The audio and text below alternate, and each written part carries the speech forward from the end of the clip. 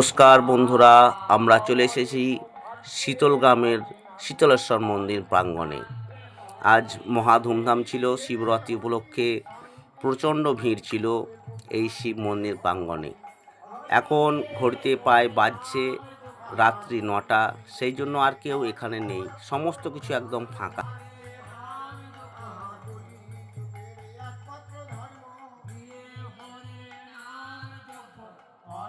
একদিকে চলছে মহানাম সংকীর্তন, আমাদের গ্রামের কীর্তন দলের কিছু সদস্যদের নিয়ে চলছে মহানাম সংকীর্তন। কাল সকাল থেকে আমাদের গ্রামে বড় কীর্তন হবে, সকাল থেকে কীর্তন আরম্ভ হবে। কীর্তনের শেষে থাকবে ছোট্ট একটুকু বিনোদনের জন্য বাউল। এখন রাত 9টা, আমরা একটু কীর্তন শুনি।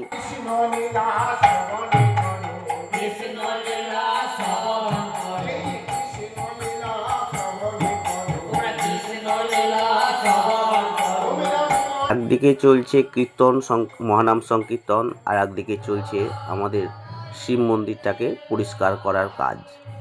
খুব দ্রুত গতিতে কাজ চলছে, কারণ কাল সকাল থেকে আমাদের কীর্তন আরম্ভ হবে। এখানে আমাদের এটা পরিষ্কার করছে তন্ময় ঠাকুর।